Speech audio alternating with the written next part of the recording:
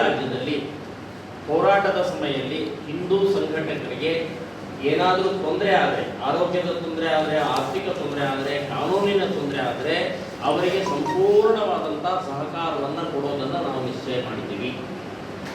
ಅವರನ್ನು ಬಿಡಿಸ್ಕೊಳ್ಳೋದು ಅಂದರೆ ಬಿಡಿಸೋದಿರಲಿ, ಅವರ ಏಟಾಗಿತ್ತು. ಈಗ ಮೊನ್ನೆ ತುಮಕೂರು ಜಿಲ್ಲಾ ಬಜರಂಗ ದಳದ ಜಿಲ್ಲಾ ಅಧ್ಯಕ್ಷರ ಮೇಲೆ ಅಟ್ಯಾಕ್ ಆಯಿತು. ಸೊ ಅಲ್ಲಿ ಉಚಿತವಾಗಿ ಅವರಿಗೆ ಟ್ರೀಟ್ಮೆಂಟ್ ಸಿಗಬೇಕು. ಅಲ್ಲಿ ಡಾಕ್ಟರ್ಗೆ, ಅಲ್ಲಿ ಹಾಸ್ಪಿಟ್ಲಿಗೆ ಮಾತಾಡಿಸ್ತೀವಿ, ಆ ಪ್ರಯತ್ನ ಮಾಡಿ, ಅಡ್ವೊಕೇಟ್ಗೆ ಮಾತಾಡಿಸ್ತೀವಿ. ಸೊ ಅದೆಲ್ಲ ಪೂರ್ಣ ಜವಾಬ್ದಾರಿ. ಹಿಂದೂ ಕಾರ್ಯಕರ್ತರಿಗೆ ಏನಾದರೂ ತೊಂದರೆ ಆದರೆ ಈ ವೇದಿಕೆ ನಾವು ಅವರಿಗೆ ಸಹಕಾರಿಯಾಗಿ ನಿಂತ್ಕೊಂಡು ಮೊನ್ನೆೊಬ್ಬರು ನಿಯಂತ್ರಣ ಕಾನೂನನ್ನು ತರಬೇಕು ಅನ್ನುವಂಥದ್ದು ಕೂಡ ನಾವು ಈ ವೇದಿಕೆಯ ಮೂಲಕ ಕೇಂದ್ರ ಸರ್ಕಾರಕ್ಕೆ ಆಗ್ರಹವನ್ನು ಮಾಡಿಸ್ತೀವಿ. कॉन्फ्रेंस पहली बार हुआ मलेशिया में, और ये मलेशिया में होने के बाद उन्होंने ये हर जगह पर डिमांड करना चालू कर दिया। जो मैकडोनाल्ड जैसा ऑर्गेनाइजेशन है उनके पास जाकर के वो खाना लेते थे, हाँ, और फिर हलाल सर्टिफिकेट नहीं है तो उनके ऊपर केस डालते थे कि आपने मेरा रिलीजियस राइट को ऑफेंड किया, क्योंकि मेरा कुरान में लिखा है हलाल खाना है, आपने कुछ भी खिलाया। इसके कारण से 7-7 लाख रुपए का केस हो गया। तो इसके लिए उन्होंने कहा कि क्या करना है, तो ये हलाल सर्टिफिकेट को उन्होंने अप्रूव कर दिया। ये प्राइवेट सर्टिफिकेट है, ये कोई भी सेंट्रल गवर्नमेंट का या किसी भी लेवल का ये नहीं है।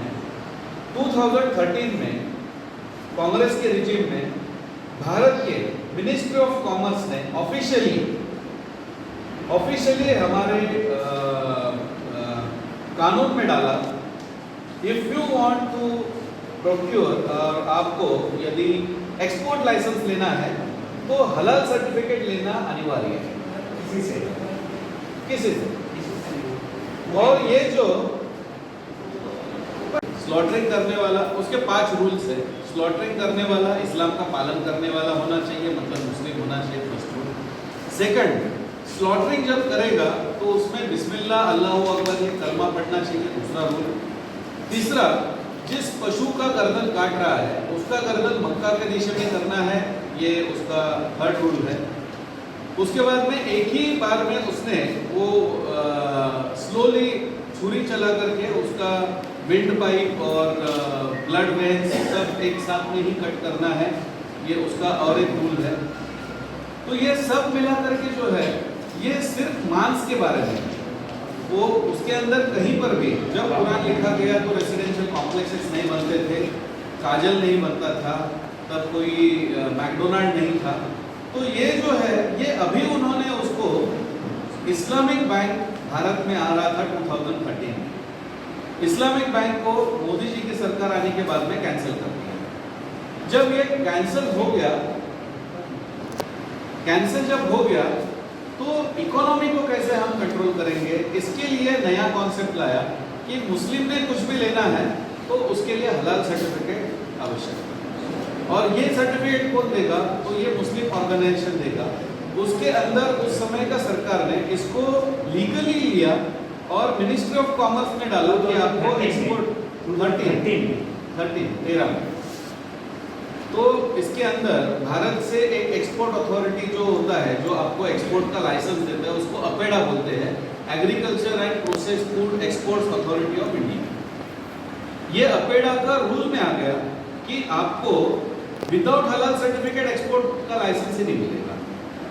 आउट ऑफ दैट आपको एक मुस्लिम को भी आपका फैक्ट्री में अपॉइंट करना पड़ेगा कि वो हलाल का प्रोसेस को ऑब्जर्व करेगा। और सेंट्रल गवर्नमेंट स्टेट गवर्नमेंट का मालूम नहीं हुआ, सेंट्रल गवर्नमेंट जब ये मिनिस्ट्री ऑफ कॉमर्स में आ गया, एक्चुअली ये पिछले 1 साल में हमने ये सब रिसर्च करके जो निकाला, अभी हमने मोदी सरकार से ये पिटीशन किया कि एक सेक्युलर देश में आप रिलीजन बेस पर एक सर्टिफिकेट को कैसे ऑफिशियल कर सकते हैं, तो मिनिस्ट्री ऑफ कॉमर्स इसको ऑफिशियल कैसे कर सकता है। आप एक व्यक्ति को ये कैसे बोल सकते हैं कि नहीं ये शेड्यूल कास्ट का आदमी नहीं चलेगा, आपको और कोई नहीं चलेगा, आपको सिर्फ मुस्लिम ही उसको ऑब्जर्व करके करने के लिए चाहिए।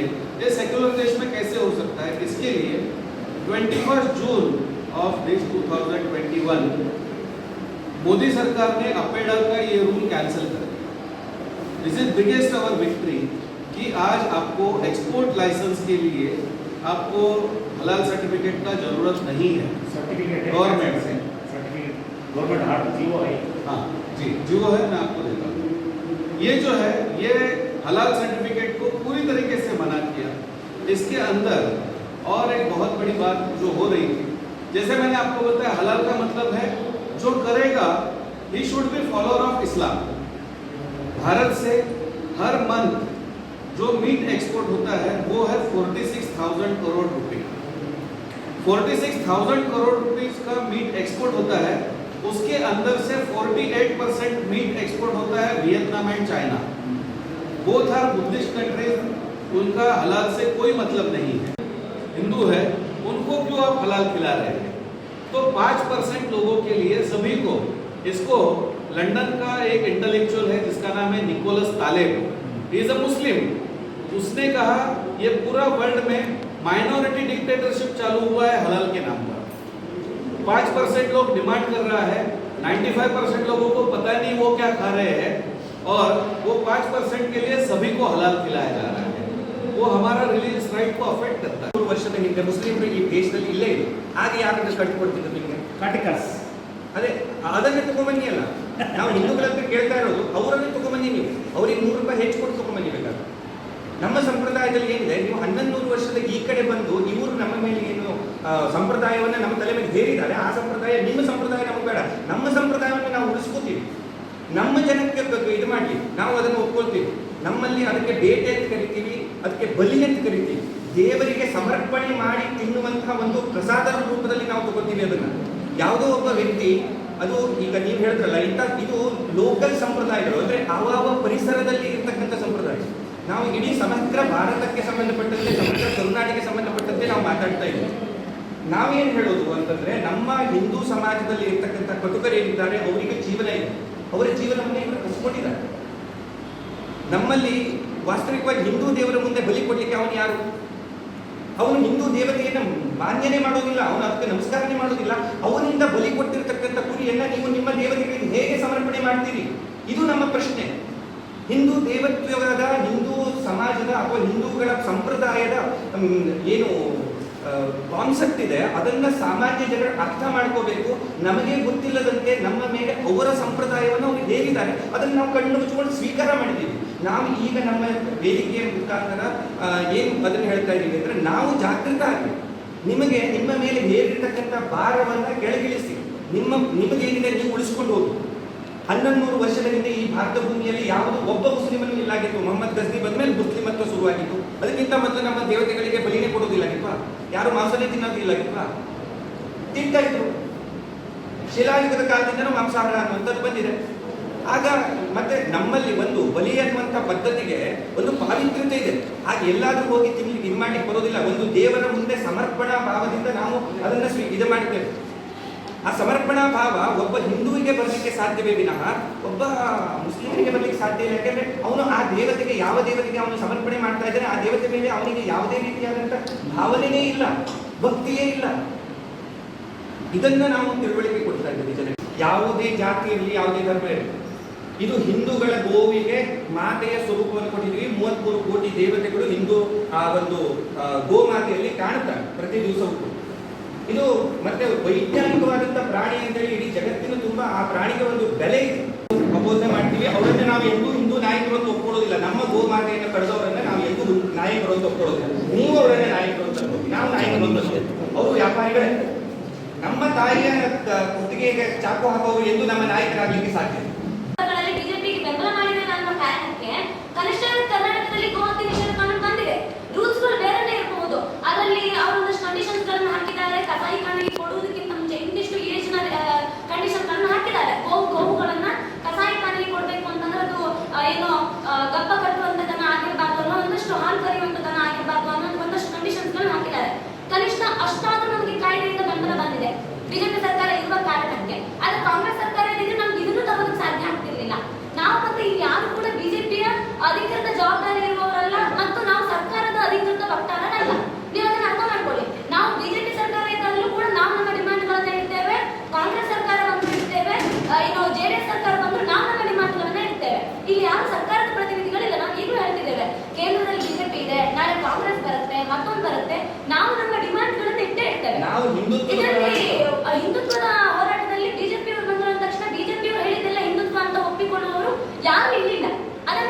ಎಷ್ಟು ದಲಿತ ಕುಟುಂಬಗಳಿಗೆ ಸ್ವತಃ ಸ್ವಾಮೀಜಿ ಹೋಗಿದ್ದಾರೆ ಅಂತ ನಾನು ಪ್ರೂಫ್ ಕೊಡ್ತೇನೆ. ದಲಿತರನ್ನ ದೇವಸ್ಥಾನ ಸೇರಿಸೋದಿಲ್ಲ ಅಂತಂದ್ರೆ ಇದೇ ಸ್ವಾಮೀಜಿ, ನಾನು ಕುಳಿತಿರೋ ಸ್ವಾಮೀಜಿಗಳ ಪರಿಚಯ ಅಷ್ಟೊಂದಿಲ್ಲ, ಇದೇ ಹರಪನಹಳ್ಳಿ ಸ್ವಾಮೀಜಿ ದಲಿತರ ಮನೆಗಳಿಗೆ ಹೋಗಿದ್ದಾರೆ, ದಲಿತರ ಮನೆಗಳಿಗೆ ಹೋಗಿ ಮಾಡ್ಕೊಂಡು ಬಂದಿದ್ದಾರೆ. ಇವತ್ತಿಗೂ ಕೂಡ ಎಷ್ಟೋ ದಲಿತ ಕುಟುಂಬಗಳ ಜೊತೆ ನಿತ್ಯ ಸಂಪರ್ಕದಲ್ಲಿ ಇದ್ದು ಮತಾಂತರ ಆಗಿರೋರು ವಾಪಸ್ ಕರ್ಕೊಂಡು ಬರ್ತಾರೆ. ದಲಿತರನ್ನ ದೇವಸ್ಥಾನಕ್ಕೆ ಪ್ರವೇಶ ಕೊಡಬೇಕು ಅನ್ನೋ ಕಾರಣಕ್ಕೆ ಇದೇ ಸ್ವಾಮೀಜಿ ಕರ್ಕೊಂಡೋಗಿ ದಲಿತರನ್ನ ಕರ್ಕೊಂಡೋಗಿ ದೇವಸ್ಥಾನದೊಳಗಡೆ ಕರ್ಕೊಂಡೋಗಿದ್ದಾರೆ. ನೀವು ಅದನ್ನ ಹೈಲೈಟ್ ಮಾಡಿದ್ರೆ ನೀವು ಅದನ್ನ ಕೇಳೋದಿಲ್ಲ. ಘಟನೆಗಳು ನಡೀತಿದೆ, ನಾವಿಲ್ಲ ಅಂತ ಹೇಳ್ತಿಲ್ಲ. ನಮ್ದು ಉದ್ದೇಶ ಏನಿದೆ, ಪರಿವರ್ತನೆ ತರೋದು. ನಮ್ಮ ಸಂಘಟನೆಗಳೊಳಗಡೆ ಈಗ ಮುತಾಲಿಜಿ ಹೇಳ್ತಾರೆ ಎಷ್ಟೆಲ್ಲ ಸಂಘಟನೆಗಳಿದೆ ಅಂತ. ಅದರಲ್ಲಿ ಈ ಸಂಘಟನೆ ಒಕ್ಕೂಟದಲ್ಲಿ ಸೇರಿದ ಮೊದಲ ಸಂಘಟನೆ ಯಾವುದು ಗೊತ್ತುಂಟಾ? ರಾಷ್ಟ್ರವಾದಿ ದಲಿತ ಸಂಘರ್ಷ ಸಮಿತಿ. ಅದರ ಪದಾಧಿಕಾರಿಗಳು ಇಲ್ಲೇ ಎಲ್ಲ ಇದ್ದಾರೆ ಅಂತ ನಾನು ಭಾವಿಸ್ತೇನೆ. ರಾಷ್ಟ್ರವಾದಿ ದಲಿತ ಸಂಘರ್ಷ ಸಮಿತಿಯವರು ಯಾವ ಕಮ್ಯುನಿಟಿಗೆ ಸೇರ್ತಾರೆ? ನಮ್ದು ಉದ್ದೇಶ ನೀವೇನು ಹೇಳ್ತೀರಿ, ದಲಿತರ ವಿರುದ್ಧ ಆಗ್ತಿರ್ತಕ್ಕಂಥ ದೌರ್ಜನ್ಯ ಏನಿದೆ ಅದರ ವಿರುದ್ಧ ಹೋರಾಡಬೇಕು ಅನ್ನೋದಿದೆ. ನಾನೇನು ಅಪ್ಪರ್ ಕಾಸ್ಟ್ನ ಹುಡುಗಿ ಅಲ್ಲ. ನಾನು ಪ್ರತಿ ಮನೆಗಳಿಗೆ ಹೋಗ್ತೇನೆ. ಗಂಗಾವತಿಯ ಪ್ರತಿ ಮನೆಯ ಲಿಂಗಾಯತರು ಮಸ್ತೊಬ್ರು ಎಲ್ಲರ ಮನೆಯಲ್ಲಿ ನಾನು ಊಟ ಹಾಕಿದ್ದಾರೆ. ಮಾತೃ ಸಂಸ್ಥೆ ಏನು ಸಂಸ್ಕಾರ ಕೊಟ್ಟಿದೆ, ನಾವು ಆ ಕೆಲಸವನ್ನು ಎಲ್ಲರೂ ಮಾಡ್ತಾ ಬಂದಿದ್ದೀವಿ.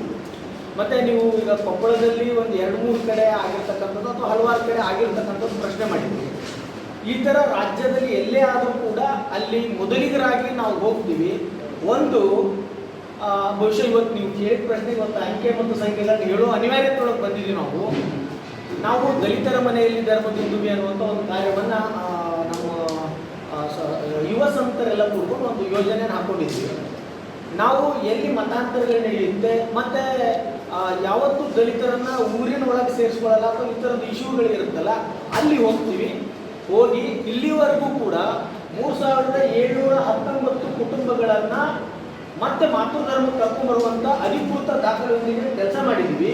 ಮತ್ತು ಅಷ್ಟೇ ಅಲ್ಲದೆ ಈಗೇನು ನೀವು ದೇವಸ್ಥಾನಗಳ ಒಳಗಡೆ ಹೋಗಲಿಕ್ಕೆ ಅವಕಾಶ ಕೊಡಲ್ಲ ಈಗೆಲ್ಲ ಏನಿತ್ತಲ್ಲ, ನಮ್ಮಲ್ಲಿಯೇ ನಮ್ಮ ಊರಿನ ಗ್ರಾಮ ದೇವತೆಗೆ ನಾವು ದಲಿತ ಅರ್ಚಕರನ್ನು ನೇಮಕ ಮಾಡ್ಕೊಂಡಿದ್ದೀವಿ.